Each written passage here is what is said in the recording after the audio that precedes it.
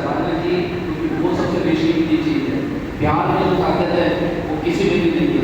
इसे अपने जीवन में अगर वास्तव में हम अपने बच्चों को आगे बढ़ाना चाहते हैं तो अपने प्रेम की शक्ति, जादू की शक्ति जरूर दीजिए। कैसा आइडिया है? कैसा आइडिया है भाई? जादू की शक्ति हमने मूवी देखी देखा, हमने संजय दत्त के काम में देखा, वास्तव में प्यार चाहिए सब लोग। और वो अगर आप इतनी इन्वॉल्व हो गए ना तो आप अपने बच्चे की इच्छाओं की रिस्पेक्ट करेंगे और उसे वो करने देंगे जो उसके लिए वो पैदा हुआ है। Thank you, thank you.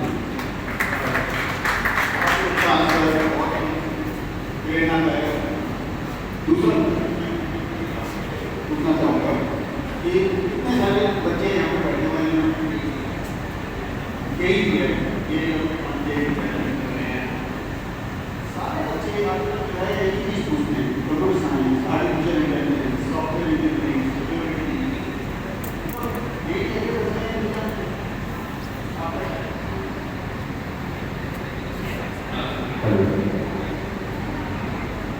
मैं थोड़ी सी इससे पहले बात करना चाहूँगा, थोड़ा सा इससे पहले कहूँगा, जब भी इंडिया में अपनी कैरियर काउंसलिंग, कैरियर प्लानिंग की बात होती है, बहुत डिबेट होती है, लेकिन एक्चुअल में प्लानिंग और कभी काउंसलिंग होती नहीं।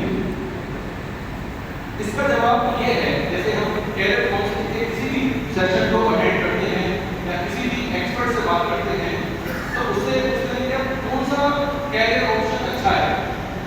पहला सवाल ये होता है कि कौन सा कैरियर ऑप्शन अच्छा है, जबकि मुझे लगता है कि क्वेश्चन ही अपने आप में गलत है। सवाल होना चाहिए कौन सा कैरियर ऑप्शन मेरे लिए अच्छा है, कौन सी ऐसी स्ट्रीम है जो मुझे सूट करती है, उस स्ट्रीम को कैसे डिसाइड करूं कि भाई ये स्ट्रीम मेरे लिए सबसे अच्छी है। अच्छा, मैं पूछना चाहूँगा कितने लोग हैं यहाँ पे जो अभी बच्चे हैं जो 10th क्लास से 11th क्लास में आए हैं, क्योंकि मुझे लगता है वही सबसे पहला स्टेप होता है जिसमें अलग अलग स्ट्रीम डिसाइड हो जाती है और बच्चा आगे अपना कैरियर लगभग निर्धारित कर लेता है कि इस डायरेक्शन में जाना है। तो 10th से 11th क्लास वाले बच्चे काफी कम हैं। अच्छा, कितने बच्चे ऐसे हैं जो 11th या 12th क्लास में हैं? तो 11th या 12th क्लास में जो बच्चे हैं, इसका मतलब वो अपना सब्जेक्ट चुन चुके हैं। अब सब्जेक्ट उन्होंने मैथ्स चुना होगा, पीसीएम, इसका मतलब they are inclined towards engineering. बच्चे ऐसे होंगे जिन्होंने पीसीबी चुना होगा, साइंस मेजर चुन रहे हैं, तो वो मेडिकल की ओर इंक्लाइंड है, आगे जाके वो नीट या उससे जुड़ी कोई बातें करने वाले हैं।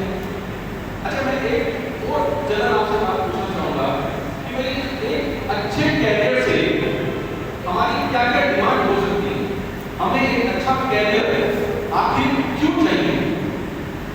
कोई बता सकता है कि हमें अच्छा कैरियर क्यों चाहिए? नंबर 1 मनी, ऑब्वियस, यस और नो? सेवा की है तो मनी सबको चाहिए। कोई भी कैरियर अगर अपना बनाना चाह रहा है तो लाइफ में उसे मनी चाहिए ही चाहिए। तो खुल के बोलना, हाँ चाहिए, मनी चाहिए, यस और नो? सेकंड ऑप्शन, दूसरी कोई बात, दूसरी कोई बात क्या? एंजॉयमेंट, एंजॉयमेंट, मजा, मतलब हमें उस काम को करने में एंजॉयमेंट होना चाहिए। एंजॉयमेंट कब होगा? जब हमारा उस काम में इंटरेस्ट होगा, जब हम उस काम को लाइक करते होंगे।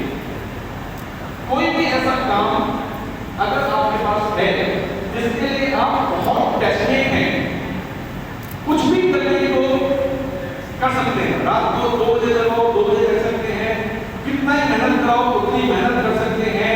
कोई भी अगर ऐसा काम है जो आपको इतना पैशनेट रखता है तो आपको सबसे पहले कैरियर अपॉर्चुनिटी उसी फील्ड में ढूंढनी चाहिए। एक इंजीनियर कामयाब नहीं होगा, एक डॉक्टर कामयाब नहीं होगा, एक अकाउंटेंट कामयाब नहीं होगा। कामयाब सक्सेसफुल होता है एक पैशनेट इंजीनियर, एक पैशनेट डॉक्टर, एक पैशनेट चार्टर्ड अकाउंटेंट, वो कामयाब होता है। तो किसी भी प्रोफेशनल में, किसी भी XYZ कोई भी प्रोफेशन हो, किसी भी प्रोफेशन में हमें वही लोग सक्सेसफुल दिखेंगे, वो सक्सेसफुल वही लोग दिखेंगे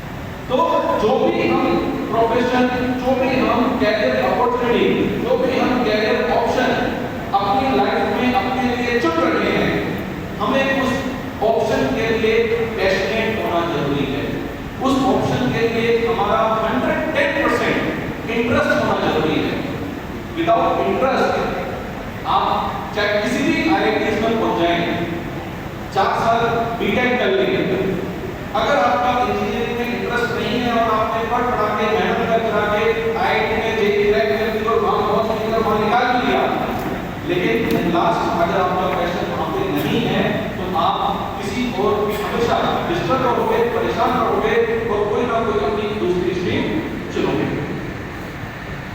तो बच्चों मूल बात बस यही है कि आप सारे ही प्रोफेशन अच्छे होते हैं, सारे ही कैरियर ऑप्शन अच्छे होते हैं, सक्सेसफुल लोग आपको हर एक मिलेंगे। तो अपना कैरियर अपॉर्चुनिटी, अपना कैरियर ऑप्शन उस फील्ड को चुनो जिसमें आपका इंटरेस्ट हो, जिसमें आपका पैशन है, जिसके लिए आप बहुत पैशनेट हो कि सब कुछ भी हो जाए मैं ये करके मानता हूं, तो वो कैरियर ऑप्शन आपके लिए बेस्ट है।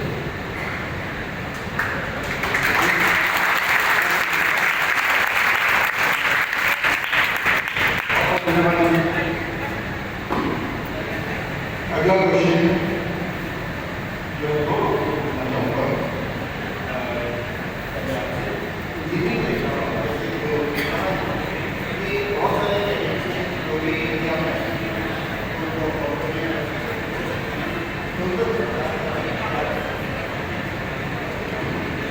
धन्यवाद।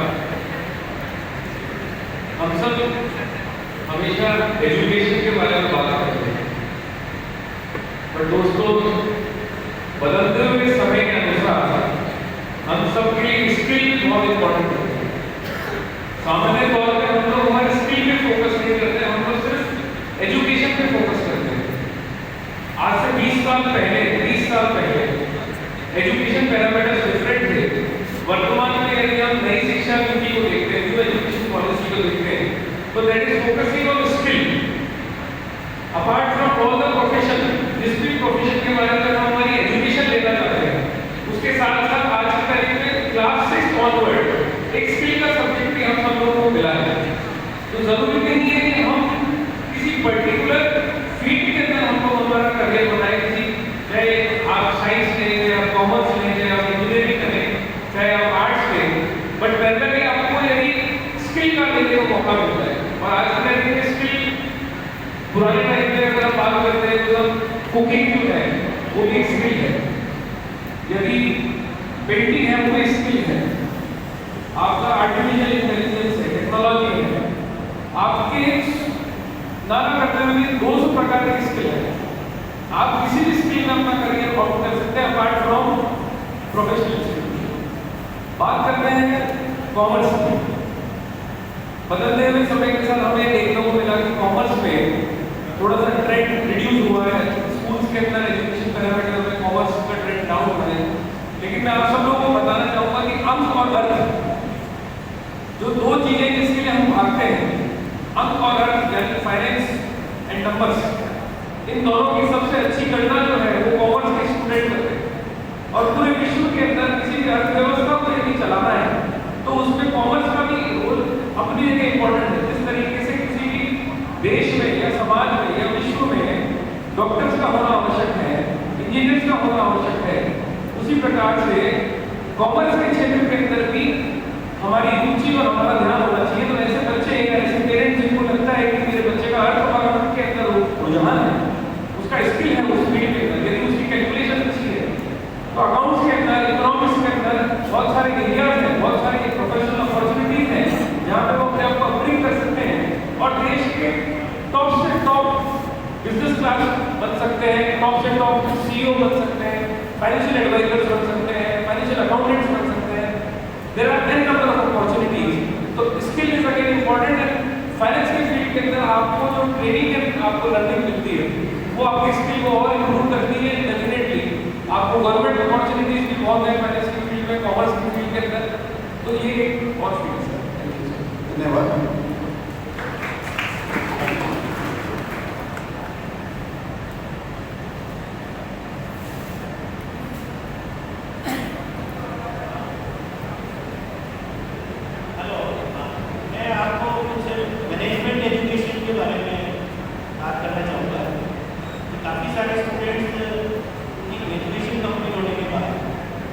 चाहे वो BBA से हो, कॉमर्स से हो, साइंस बैकग्राउंड से हो, ग्रेजुएशन के बाद भी एक बहुत बड़ा डिसाइड करना होता है कि कौन से डायरेक्शन में वो जाएगा। मैनेजमेंट एजुकेशन की एक बहुत बड़ा डायरेक्शन है जहाँ स्टूडेंट्स इवन जो साइंस ग्रेजुएट्स हैं वो भी लेटर ऑन पोस्ट ग्रेजुएट करने के लिए एक मैनेजमेंट साइंस या मैनेजमेंट एजुकेशन की तरफ जा सकते हैं। कई बार स्टूडेंट बीएससी इसलिए करता है तो उसको इंजीनियरिंग में जाना होता है, मेडिकल में जाना होता है, परंतु हो सकता है वो नहीं जा पाए किसी वजह से। तो ग्रेजुएशन कंप्लीट करने के बाद ऐसा नहीं है कि सारे रास्ते उसके लिए बंद हो गए हों। मैनेजमेंट एजुकेशन की तरफ वो अच्छे से बढ़ सकता है और इस क्षेत्र में काफ़ी स्टूडेंट्स जो कॉमर्स, साइंस, आर्ट्स और इवन टेक्निकल BAMS, BHMS जहाँ से भी डिग्रीज कर रहे हैं डिफरेंट टाइप की, वो स्टूडेंट भी मैनेजमेंट एजुकेशन में आए और उन्होंने अच्छा काम किया। हमारे लिए जो IIHM यूनिवर्सिटी है वो काफ़ी यूनिक मतलब स्पेशल यूनिवर्सिटी है आप कह सकते हैं, क्योंकि हम हेल्थ सेक्टर से रिलेटेड पोस्ट ग्रेजुएट प्रोग्राम्स चलाते हैं। जो सबसे ज़्यादा पॉपुलर प्रोग्राम है इंडिया में वो है MBA hospital management health management, बहुत पॉपुलर प्रोग्राम है और हम किसी भी क्षेत्र से आप आए उसमें हॉस्पिटल मैनेजमेंट या हेल्थ मैनेजमेंट के लिए 2 साल का एक MBA प्रोग्राम है। उसके अलावा MBA फार्मास्यूटिकल मैनेजमेंट भी है, जो बच्चे फार्मा या बी फार्मा करके आगे बढ़ते हैं वो भी MBA फार्मा मैनेजमेंट प्रोग्राम कर सकते हैं। और तीसरा प्रोग्राम जो काफ़ी यूनिक है अपने आप में, MBA इन डेवलपमेंट मैनेजमेंट। काफ़ी बच्चे इस क्षेत्र को भी लाइक कर रहे हैं आजकल, क्योंकि अभी हम सस्टेनेबल डेवलपमेंट गोल्स की बात कर रहे हैं और इसके लिए ये MBA प्रोग्राम इंडिया में अपने आप में यूनिक प्रोग्राम है। कई सारी यूनिवर्सिटी में अभी भी इस टाइप के प्रोग्राम नहीं है। वहाँ पर आपको जनरल MBA के प्रोग्राम मिलेंगे, जैसे मार्केटिंग है, फाइनेंस है, इस टाइप। परंतु जो IHM यूनिवर्सिटी के ये तीनों MBA प्रोग्राम्स मैंने आपको बताया ये काफ़ी यूनिक है और तीनों प्रोग्राम्स के बाद में एक बहुत अच्छा प्लेसमेंट अपॉर्चुनिटीज आपके सामने पड़ी। अभी अगर आप इंडिया की इकोनॉमी को पढ़े तो उसमें हेल्थ सेक्टर एक ऐसा सेक्टर है जो सबसे ज़्यादा ग्रोइंग सेक्टर बताया गया है। सबसे ज़्यादा आने वाले टाइम में प्लेसमेंट अपॉर्चुनिटीज इस क्षेत्र में अपार संभावनाएं हैं और उन सबको देखते हुए इस क्षेत्र के अंदर बढ़ना कोई गलत नहीं अगर आप एक कैरियर ऑप्शन लेते हैं। गवर्नमेंट ऑफ इंडिया ने अभी आपको पता है सबको आयुष्मान भारत करके एक बहुत बड़ी स्कीम लॉन्च करी है जो वर्ल्ड में सबसे बड़ी स्कीम है। अब ऐसी स्कीम्स है और उनको चलाने के लिए आपको ट्रेन प्रोफेशनल्स की जरूरत है। इन कोर्सेज को जो बच्चे कर रहे हैं वो लोग कहीं ना कहीं आयुष्मान भारत में काम कर रहे हैं, नेशनल हेल्थ अथॉरिटी के साथ काम कर रहे हैं। सारे स्टेट्स के अंदर आपके नेशनल हेल्थ मिशन होता है, वहाँ पर हमारे स्टूडेंट्स वर्क कर रहे हैं और भारत सरकार के साथ गवर्नमेंट ऑफ इंडिया के अंदर भी IHM के जो स्टूडेंट हैं वो लोग पॉलिसी प्लानिंग और डायरेक्शन के लिए काम कर रहे हैं। तो काफ़ी संभावना है हेल्थ सेक्टर के लिए और वहाँ भी आप अपना कैरियर ऑप्ट कर सकते हैं। अभी भी हमारे स्टूडेंट इंडिया के बाहर भी प्लेसमेंट हो रहा है। काफ़ी स्टूडेंट हॉस्पिटल मैनेजमेंट करने के बाद दुबई चले गए, वहाँ करीब 200 बच्चे IHM के दुबई में प्लेस थे।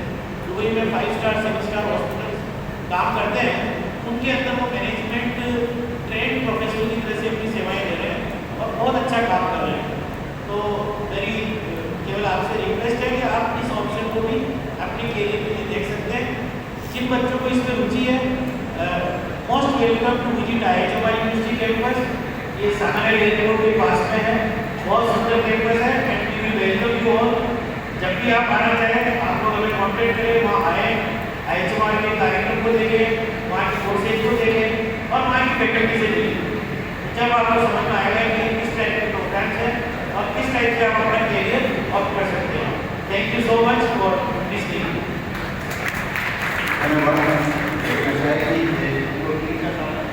आने में ये ज़्यादातर बच्चे क्या बच्चे हैं यहाँ पे हमें आपसे पूछना चाहूँगा। अभी मैं थोड़ी देर पहले आपने किया है कुछ लोगों से इंटरेक्ट कर रहा था, तो एक प्रश्न जो 3-4 लोगों ने पूछा, क्या हमारे बच्चे को ड्रॉप करना चाहिए? हमारे देश में 70% का देखा जाएगा, हम MIT और IIT में नहीं जा पा रहे हैं, तो क्या हमको ड्रॉप करना चाहिए? इस बच्चे को ड्रॉप करना चाहिए, इस बच्चे को ड्रॉप सवाल ये है कि किस बच्चे को ड्रॉप करना चाहिए, किस बच्चे को ड्रॉप नहीं करना चाहिए। मेरे ख्याल से आपने जो भी शुरुआत की होगी उससे पहले ड्रॉप को सोचते हुए शुरुआत नहीं की होगी, तो इसका मतलब आपने जो प्रोसेस है उसी को ढंग से फॉलो नहीं किया होगा। अब मुझे यहाँ पे बहुत सारे बच्चे क्लास 11 के दिखे, 12 के दिखे, तो सर कह रहे हैं कि सवाल जो है वो 12 पास की बात है। यहाँ पे बहुत सारे बच्चे ये भी जानना बहुत जरूरी है कि हो सकता है कि अगर आपने क्लास 11 एंड 12 के जो प्रोसेस है IIT JEE का वो ढंग से फॉलो नहीं किया है, तो जो मेरा सवाल है फिर ड्रॉप करना पड़ जाएगा। तो पहले मैंने यहाँ पे बैठे हुए ज़्यादातर बच्चे जो क्लास 11 एंड 12 दिख रहे हैं उनके लिए मैं बताना चाहता हूँ कि प्रोसेस क्या है। प्रोसेस बहुत ही सिंपल सा है कि ड्रॉप ना करना पड़े, और फिर ड्रॉप किसको करना चाहिए किसको नहीं करना चाहिए बताओ। तो सबसे पहली बात है कि प्रोसेस IIT का बहुत ही सिंपल सा है। आपको पढ़ना तो वही है जो कि क्लास 12 के बच्चे या 11 के बच्चों को पढ़ना पड़ता है स्कूल में। अब मैं बार बार ऐसे सिंपल बात बोलता हूँ कि आपको एक कार चलाना है, तो कार चलाने से पहले आपको कार चलाने के मैनुअल या कार चलाने के बेसिक्स पता होने चाहिए। यानी कार में क्या क्या चाहिए, कार के design, drive and engine and most importantly आपका ड्राइव करना चाहते हो तो आपको एक्सीलरेटर, ब्रेक एंड क्लच के बारे में पता होना चाहिए। और जब आपको ये नॉलेज आ जाएगी थ्योरेटिकल, तो ये थ्योरेटिकल नॉलेज अगर आपको आ गई तो आप स्कूल के लिए या CBSE बोर्ड एग्जाम्स के लिए परफेक्ट स्टूडेंट बनते हो। इसको आप बहुत ही स्टाइल में एक बहुत ही अच्छे प्रेजेंटेशन फॉर्म में लिख दोगे या प्रेजेंट कर दोगे, that means you are board material. अब अगर इसको करना है तो सबसे पहले आपको हर एक डेफिनेशन, यानी आपको पता होना चाहिए what is accelerator, what is brake, what is clutch, इसको डिफाइन करना चाहिए। तो ये पहला पार्ट होता है प्रोसेस का किसी भी सब्जेक्ट में, चाहे आप यहाँ पे साइंस में हो, आर्ट्स में हो, कॉमर्स में हो, जो आपकी 11th 12th की NCERT है उसको बेसिस को आप कंप्लीट करें। अब आते हैं इसके सेकंड पार्ट्स या इसका एक हायर लेवल जो आप